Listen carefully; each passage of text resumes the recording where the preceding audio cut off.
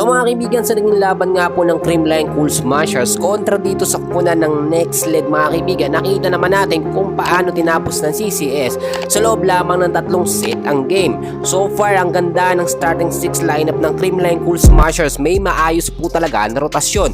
Nasa starting lineup, etong si Pang Supanaga, Bea De Leon, consistent na po siya, Tots Carlos nagbabalik, Kyle Negrito, Bernadette Fons, Alyssa Valdez at si Denden Lazaro ang libero mga kaibigan. Napansin natin wala, hindi pinasok sa starting 6 lineup, eto nga pong si Gemma Galanza.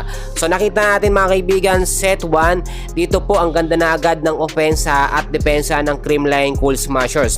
Napakalimit lamang po ng kanilang errors at marami nagsasabi na pinagpraktisan lamang ng CCS eto nga pong Next Lead. Pero magkagayon man, mangit po kasi ang sistema ng Next Lead ngayon dahil sa kanilang coach mga kaibigan, hindi naging effective at kayang-kaya pong kontrahin ng Creamline Cool Smashers. So nagtapos mga kaibigan ng set 1, ang laki ng lamang dito ng Creamline, 25-12 po ang naging score.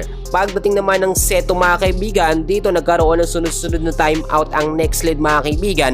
Pinag-aaralan po talaga nila ang sistema ng Creamline Cool Smashers pero hindi nila makuha ang sistema na dapat gawin ng pangontra sa CCS. So far nakita naman natin nakapalag lumakas ang depensa at ofensa mga kaibigan ng Next Lead, which is nakita naman natin early pa lamang ng set 2, kalagitnaan hanggang sa matapos, pumapalag po talaga mga kaibigan ng Next Lead, no?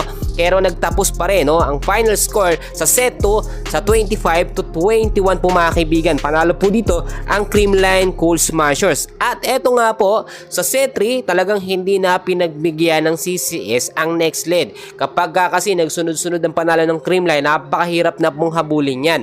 Lalo na po ngayon mga kaibigan, ang ganda na rin ng mga galaw, no? Ito nga pong si Alyssa Valdez. Lalo na po mga kaibigan, si Bea De Leon mga kaibigan, no, nakita naman natin consistent na. At siya yung tinutukoy natin na talagang star player ngayon ng Creamline Cool Smashers na nagpapakitang gilas at nailalabas ang kanyang tunay na galing, unlike before sa Choco Mucho na lagi lamang siyang nasa bench. So mainit pa rin yung set 3 mga kaibigan dito, hindi na talaga nakahabol yung Next Lead mga kaibigan. Ibang klase po kasi talaga ngayon mga kaibigan ang sistema at estratehiya ni Coach Hernan Meneses dito nga po sa CCS, na paglaro na rin ng mga bench player ng Creamline dito nga po sa set 3, which is ang sinasabi natin dito, merong maayos na rotasyon ang Creamline Cool Smashers na bibigyan ng maayos na playing time kahit ang mga bench player ng Creamline Cool Smashers. So far hindi tayo masyadong kinabahan dito dahil hindi naman ganong kalakas ang kanilang nakalaban. Kaya naman sa mga susunod na laban ng Creamline Cool Smashers, patuloy natin silang suportahan. For now, yan muna ang update natin, and please huwag kalimutan mag-like and subscribe. Maraming salamat po.